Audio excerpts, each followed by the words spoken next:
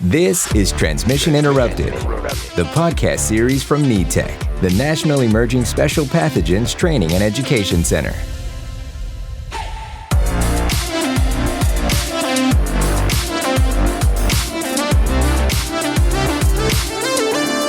Welcome to Transmission Interrupted from NETEC. Hello and welcome to Transmission Interrupted. My name is Vanessa Rabbe and I'm an assistant professor at the NYU Grossman School of Medicine. For those of you not yet familiar with us here at NETEC, our mission is to set the gold standard for special pathogen preparedness and response across health systems in the U.S., with the goal of driving best practices, closing knowledge gaps, and developing innovative resources. NETEC works alongside and in cooperation with the CDC and is funded by ASPR, the Assistant Secretary for Preparedness and Response. On today's episode, we're going to discuss Lassa virus infections. In particular, we're going to highlight a recent resource that was put out by NETEC called Lassa Virus Infections, a Summary for Clinicians. This is available free of charge from the International Journal of Infectious Diseases online, and we'll have the link to the article in today's show notes.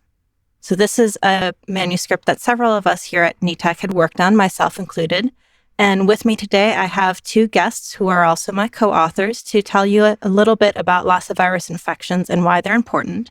So I'd like to introduce Dr. Jared Evans, who is a virologist and infectious disease expert at the Johns Hopkins Applied Physics Laboratory, and Dr. Aneesh Mehta, who is a professor in the Division of Infectious Diseases at the Emory School of Medicine and one of our fearless NETEC principal investigators. Welcome to the show, Jared and Aneesh. So, Aneesh, why is it important for people to know about Lassa virus and Lassa fever? I think Lassa virus and Lassa fever are sometimes neglected or forgotten about, but are really important and impactful for human health, both in West Africa and around the world. Lassa fever is endemic in parts of West Africa where we do see some peaks of infection, particularly in the dry season of West Africa, which are December through April. But we can see cases throughout the year. And we have, importantly, seen cases that have been transmitted through travel and other contact outside of the endemic areas of West Africa. And as you know, we worked on together a case of a healthcare worker who was doing missionary work in West Africa and unfortunately got exposed and became ill with Lassa, and we had to take care of him. We learned a lot from that care. And again, it's another reminder of infectious disease and human health is a global issue. And so any infection in one part of the world can affect all of us in every part of the world.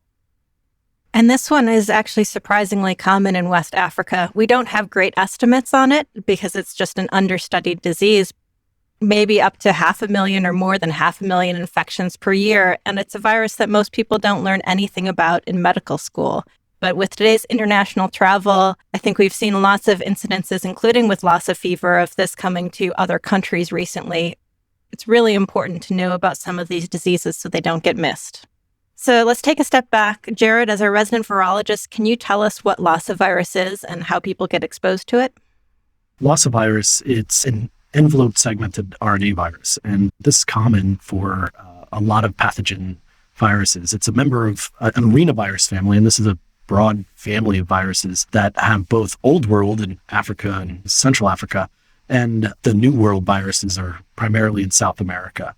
There's a number of these viruses, and there's different lineages, which is very interesting, which means there are different genetic types that are circulating at the same time and in different locations across West Africa. It's very interesting because this genetic variation can impact the outcome of the disease or infection and also can impact diagnostics. And so you might miss an infection because there's something that the diagnostic is specific for one genetic type and not find another one. But to kind of circle back on that, the main way of infection is through exposure to rodents, primarily rodent excretions such as urine and feces. But there is been shown to be human-to-human transmission, which is problematic, especially, as you said, with the global travel that we see nowadays. And adding to that is this virus has a variable incubation time. So it can incubate for 2 to 21 days. And so if you can imagine how far someone can travel in 21 days and how many contacts they can have, that can be a major problem if human-to-human transmission becomes more prevalent. It's especially problematic if, as a healthcare worker, you don't know what to look for or you don't have this on your radar because you never learned about it. And well, in West Africa, it's a little bit different in that a lot of the homes are still built without having concrete slabs or still using mud or wood materials. And so there are a lot of these mouse infections that happen. And the main ones that actually happen in West Africa are with the mouse that carries Lassa virus called Mastomys natalensis. I don't know if you've seen pictures of this mouse. It's actually a really cute looking mouse, but they are everywhere and they will burrow into walls, they will burrow into the ground, and they will live in the ceiling. So even in people's homes, you'll see these tunnels that are going down into different areas where the mice are living, and then they just can come out. And especially if they're walking over everything you use to cook with, or if it's just really dusty and you have a lot of dust going on with these mice that are peeing and pooping in close proximity to where you're living, you really don't necessarily have to see the mouse or have direct contact to get infected with related viruses. And so I think that's a really important thing to think about for West Africa. But as you mentioned, from a healthcare worker standpoint, because it can be transmitted from person to person, it's really important for people to have this on their radar so that they don't get sick. Yeah, and to add to that, the mice, yeah, they are cute, but the other interesting thing about them is they have multiple litters a year. And so they're very reproductive. That can assist with the spread when you have, if you see one mouse, there's probably a dozen or more around. So you have more exposure potential there too. So that's a really good point. They're far cuter than the rats that we find in New York City, but I think the rats in New York City might be a little bit less deadly. So Aneesh, I'm going to turn this back over to you again of what happens if you get exposed to this virus. Do you get sick? What happens if you do get sick? Yeah, it's a great question and what we talk to clinicians about all the time. So Lassa fever can really have a pretty broad spectrum of clinical symptoms and syndromes. You can be anywhere from having an asymptomatic or very minimal symptoms where people don't ever know they had Lassa fever and it goes undetected. And on the other extreme end, you have the severe manifestation, viral hemorrhagic fever that can sometimes be fatal. It's also really interesting, as you know, Vanessa, early on in someone's Lassa fever presentation, they can just have pretty mild variable symptoms, flu-like symptoms or viral-like symptoms that look like other infectious disease. And those infections actually sometimes are more common in their area. And so Lassa doesn't get thought of. So things like malaria or rickettsial diseases or even typhoid fever have a lot of overlap early on in how they look to how Lassa fever looks. And then also, like I mentioned before, influenza and other more common viral syndromes that we see around the world have a lot of overlap early on in symptoms with Lassa fever. And that makes it sometimes difficult for clinicians to look for Lassa. It's not until later on when the patients become more sick that people think about doing testing. And as some of the patients, if they go on to progress, they can have symptoms that will include severe abdominal pains, lack of appetite, bone or joint aches, sometimes go on to have back pain or chest pain. Some of the other symptoms that we do sometimes see with Lassa fever is sort of a swelling and irritation of the parts of the eyes or conjunctivitis. Sometimes patients go on to have pretty significant diarrhea, as well as other symptoms, including swelling of the face, obviously fevers. And we have seen in some patients pharyngitis, which makes people really think about respiratory viruses or other respiratory infections like strep and not think about Lassa. And again, it is interesting that this pharyngitis, the swelling of the throat, can sometimes be a very distinctive feature of Lassa fever. And hearing from clinicians in West Africa, it does help them differentiate sometimes Lassa from the things that I mentioned before, like rickettsial diseases or malaria. So that is something to look for. And again, as it becomes more severe, we get into this viral hemorrhagic state, or I should say it's possible, doesn't often get there. But these patients do often, even without having viral hemorrhagic fever, have neurological issues that go along with it, such as sort of delirium or sleepiness. They can have seizures. And one of the really common things that we see in the more severe cases is hearing loss. And it's something that we often have to look for even after the patient has recovered. Yeah, some pretty significant consequences, but Early on, as you mentioned, it's so hard because this could look like strep throat. It could look like COVID-19. You could have fevers, muscle aches, headaches, just not feel well. You mentioned sometimes a cough, sometimes some diarrhea, and there are just so many things that are much more common even in West Africa that can cause these, that this is often not on the radar. And these more severe symptoms usually don't come about until usually the second week of illness if people are going to get really sick with this, which makes it hard.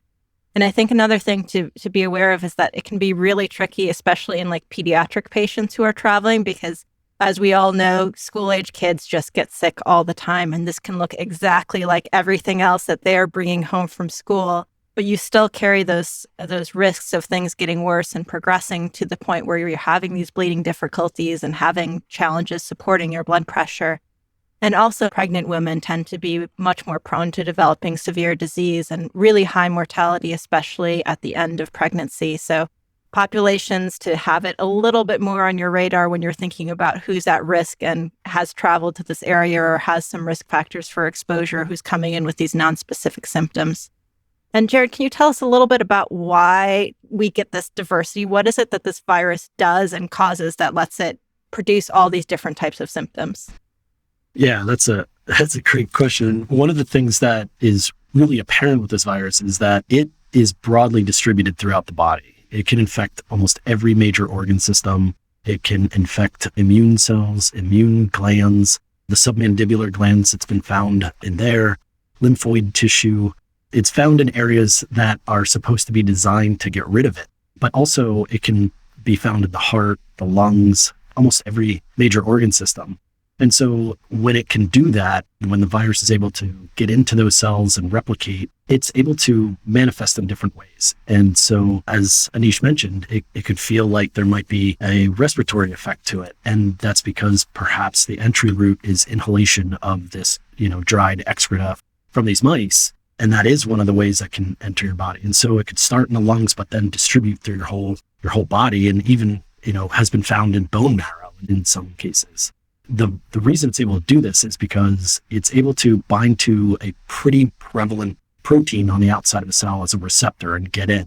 And the way that it replicates is pretty generic. It's an interesting thing, but it doesn't need a very specific set of host cell factors to replicate itself. And also with the fact that it's able to infect circulating cells that are going through your body, it's able to jump off and get into other tissues. So it has a broad distribution. And, again, this makes that diagnosis, as you said, very difficult because you might miss where the virus is by taking a specific type of sample, or you might think this person has a particular complaint and that doesn't match with maybe what you're thinking. It matches with flu or malaria or something like that. So it's kind of a jack of all trades and able to move around the body. And this one, it sounds like, can also be pretty sneaky in that we don't have any pre-existing immunity to it, and we don't really get infected with related viruses. And it just has these mechanisms in it to try to escape our immune system, just like a lot of these RNA viruses do, so that that does not get recognized. And that, again, can become problematic, as you mentioned, with the diagnostic testing. So early on, when you have symptoms in that first week, oftentimes looking for the virus itself, either by looking for genetic material or actually looking at the antigens on the virus, so like the glycoprotein or the nucleoprotein, are usually pretty effective at that stage.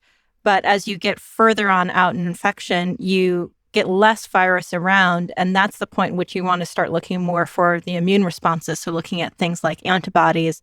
But there is a lot of variability of when those can develop. And so for some people, you might not find antibodies until the second week or later. And in some people, you might find them in the first week. And in some people, the virus might go away much more quickly. And so oftentimes using these combinations of looking for the virus and looking for an immune response are probably the safest ways to make sure that you're going to detect the virus. But as you mentioned, one of the things that we use a lot for genetic testing is looking for genetic material, that RNA material, but that there's so much difference between some of these viruses, even like a quarter of the genetic material might be different from one Lassa strain to another. So if you're targeting one of those sections that is changing a lot, you might still have some negative tests with that, which is one of those reasons to kind of be on the lookout for it and to make sure that if you are looking to test for this, that you talk with somebody who is really an expert like the CDC or your public health department about what is the right test to do so that you don't get one that is negative and say it's not Lassa when it actually is. Vanessa, that's a really good point about the first week versus the second week. Because in the second week, you can also see thrombocytopenia and lymphopenia. The cells that are supposed to be protecting you, this virus is actively getting rid of in the second week. And that might be a host response, but it might actually be the virus because it can infect monocyte cells. So it's getting in the way of multiple levels of an immune response. And that can also confound a lot of things as you're trying to diagnose or treat this individual. And if you're getting to that point that you have somebody from West Africa with these severe symptoms, you also want to keep these other diseases like Ebola and Marburg virus on the radar because those also circulate in the same area. So again, if you have any suspicion at that point, it's a good time to reach out to the CDC or your local public health department to say, what do I need to send? Because if you're sending Lassa testing, you probably should be sending some other testing also. And that's really important because compared to some of the other things that circulate that cause very common symptoms, there are different treatments for Lassa virus, but they're really time sensitive to try to get them on board quickly. So Aneesh, can you tell us a little bit about some of the options? I know it's not really straightforward with Lassa and there's some controversy on this. Vanessa, I think you brought up a really good point for us to, when we're seeing patients that we're concerned about Lassa, to also consider other pathogens and infections that may be going on too. I think too often we get laser focused on the thing that triggers in our mind and then not thinking about all the other things it could be. And that has an important impact for patients. And as you mentioned with Lassa, we have had a lot of thought about what the treatments should be. That's because there is no really definitive worked out best treatment for Lassa. Most classically, we think of an antiviral medicine called ribavirin, which has been studied in Lassa fever over time. And many studies have shown that, particularly when given within the first week or first 6 days of infection, may have an impact in the overall course of Lassa fever. It may actually be able to reduce mortality. And there have been some meta-analyses that have shown, in particular in patients that have already some liver dysfunction from Lassa fever, that ribavirin may be helpful. But the data is not completely clear, to be honest. And there have been other studies that have not shown a clear impact of ribavirin, particularly in patients that don't have any liver dysfunction. Or there was a case series from Sierra Leone that looked at pediatric patients, and it didn't really seem to find a benefit there in the pediatric patients of giving ribavirin. And ribavirin is something that has some side effects, and so it needs to be monitored and really need to be thoughtful when we use it. There is a medication also called favipiravir, which is a antiviral medicine that was developed for influenza and primarily developed in Japan, but now is available a little more widely. There were some animal models that showed that favipiravir could reduce viral loads and therefore potentially impact the course of Lassa fever, though that hasn't been studied in humans to date. As you know, Vanessa, the patient that we worked on together here at Emory with Lassa fever, we decided to use an experimental combination of favipiravir plus intravenous ribavirin, and that was based off of animal models. And our patient did well with the therapies and did well overall with Lassa fever, though I can say I have no idea whether that combination or any one of those particular medicines had an impact in his overall health because we didn't have a study to control other parameters with. So I don't know for sure if that helped or not. We also have thought a lot about other disease processes, convalescent plasma. And this is really appealing to take blood or plasma from people who have survived a particular infection like Lassa and use that to help future patients. I think there have been some promising data, but overall, we haven't seen a clear indication that convalescent plasma has helped.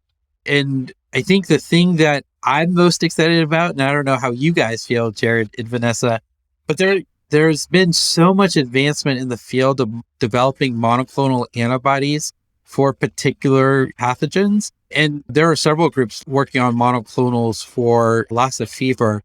And some of the data has really matured over the past couple of years. And so I'm really looking forward to seeing human studies with these new monoclonals. I think overall, just given that we don't have a clear medication or set of medications that will impact our patients with Lassa fever, it just underscores the need for us to do really good science in developing these medications and then really good clinical trials to establish what the best treatment is for future patients. I think finally, one of the areas that is really appealing for us to look into further is that of vaccines. And so let me throw a question back at you, Vanessa. As a vaccinologist, where do you think we stand with vaccines for Lassa fever? Where will we go in the future? Thanks, Aneesh. I agree with you completely. I'm really excited about this monoclonal antibody development, first of all, especially for people who are pregnant because they are more likely to have severe disease. But we avoid giving ribavirin and favipiravir to pregnant women because they are dangerous to the unborn fetus. And so far, the data from non-human primates has shown 100% protection with the monoclonals to date. So really excited about that. But I think we're also going to be seeing a lot of improvements in terms of vaccines and vaccine availability. The challenges with Lassa vaccine development, again, are that there are all these different strains. They've got different genetic diversities. Sometimes that can be a barrier. But also for a disease that mostly affects West Africa, you don't have a great commercial market for this. And so that's kind of slowed down development. But it's now getting a lot more international attention. And there are a lot of vaccines that have gone through different stages of animal studies, including ones in non-human primates. We actually have a few that recently completed phase 1 trials in humans. So those initial studies that are looking more at safety and a little bit at immunogenicity, and another 1 or 2 vaccines that are about to go into phase 1 clinical trials. And some of those so far in non-human primates have had 100% protection. So I think it's really promising and they are underway. So we'll see a lot more of this in the future. Thankfully, we have not had these large-scale Lassa outbreaks like we did with Ebola. So that has not put a lot of pressure on moving these forward. But at the same time, for everybody who works in that area, because if you're a healthcare worker, you are seeing people who are coming in with types of symptoms that could be Lassa fever all the time. Having that extra layer of protection is going to be really important. And so I think we're going to get there over the next few years, but we're seeing a lot of progress so far.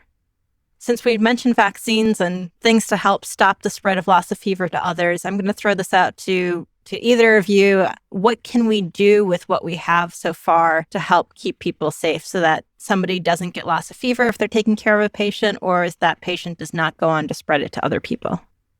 Yeah, Vanessa, I'll be happy to jump in here and see if I can add a little bit. One of the things that we think about in managing our teams is protecting our healthcare workers. As we all know, that there have been cases of transmission of Lassa fever from very sick individuals to the people caring for them. And so we want to reduce that as much as possible.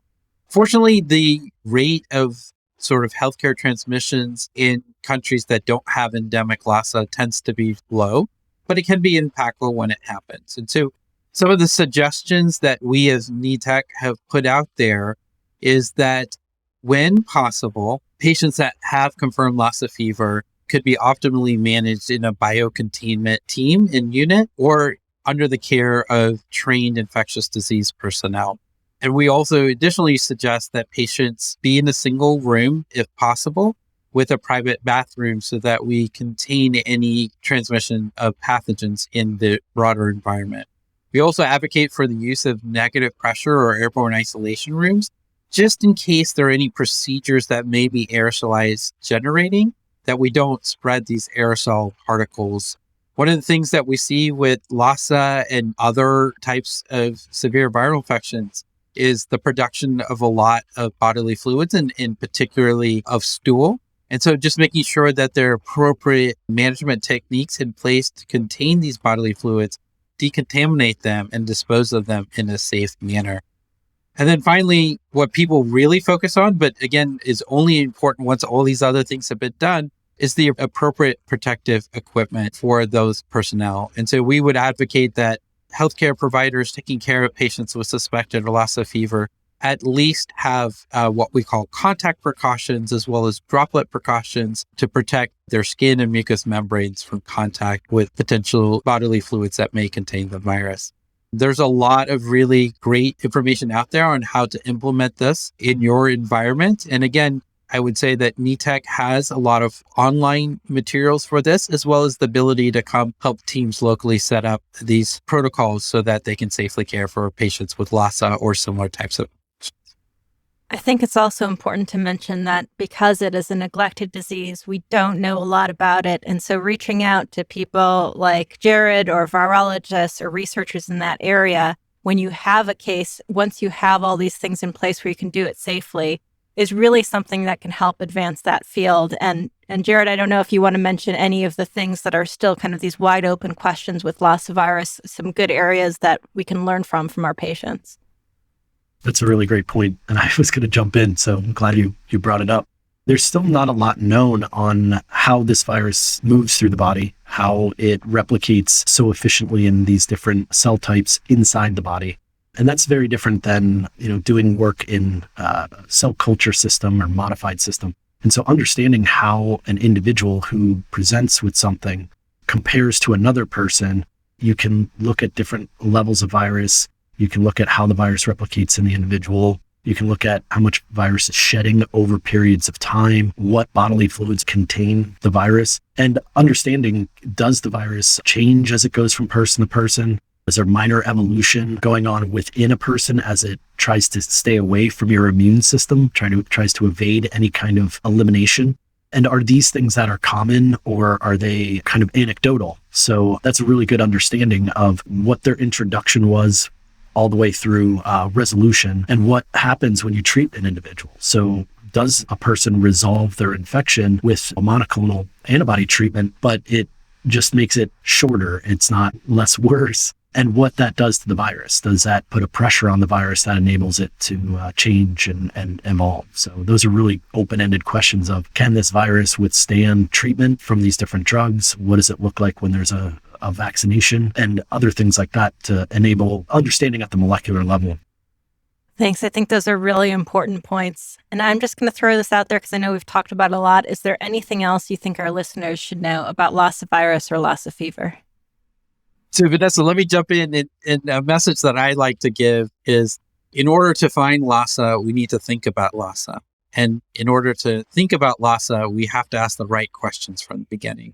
And so one of the things I really encourage clinicians and healthcare workers to do is, whenever someone's presenting with a potential infection, ask questions, and particularly where they have traveled to, who they've traveled with, and what they were doing when they're traveling, as well as other types of exposures that they might have had in the recent time. And that really helps us think about what infections they may have come in contact with, and really then go into what we like to call at NETEC is identify, isolate, and inform. So once you've thought about what germ they have, you will think about how you need to isolate them and who you need to call. But if you don't ask the right questions to start with, we can't get to that point of appropriately informing the right people to help the patient. Yeah, that's a great point. And a traveler who's gone to West Africa and is staying in 5-star hotels versus somebody who is going and staying with their family in a local village have very different risk factors. And so you might approach those very differently as you're thinking about Lassa versus other types of infections. To add to what Aneesh just said about other things that clinicians and researchers might want to keep in mind, is that, to reinforce what you had said earlier, Vanessa, there are a large number of different vaccines and vaccines in clinical trials that might not be necessarily available commercially, but might be able to be employed in an EIND or research study. And there are also different types of drugs that exist that people are treating. We've talked about ribavirin and favipiravir, but there might be other options that you might be able to look into, particularly if it's a small number of cases. So there are other things that clinicians might want to keep in mind, and we've outlined some of those in the manuscript that we published. I think that's a great point. We have a nice table that says who's making all the different vaccines that are in development, all the different types of treatments. And having talked with some of these organizations, I know some of them are willing to make things available if needed. So if you have a potential exposure and you're looking for a vaccine, or you have a case and you're looking for different types of treatments, it's a great resource to be able to figure out who are you going to call to see what is available and what all your options are, so that you can try to pick the best ones available for your patient situation. Thank you, Aneesh and Jared, for joining us today to discuss Lassa virus infections. You can find the manuscript that we're referring to on the International Journal of Infectious Diseases website. It is freely available without charge, so you should be able to find that wherever you are. For those of you listening at home, thank you for tuning in to this episode on Lassa virus infections. We hope that you'll join us for future episodes on a wide range of topics, from healthcare worker safety to personal protective equipment, and even more about infectious diseases of all kinds. If you have any questions for us or ideas for future shows, please feel free to contact us at info@netec.org, or you can find us on the web at netec.org/podcast. That's netec.org/podcast, where you can subscribe to future episodes and find more information on today's topic. We'll see you next time on Transmission Interrupted. You've been listening to Transmission Interrupted, the podcast series from NETEC, the National Emerging Special Pathogens Training and Education Center. Learn more at netec.org.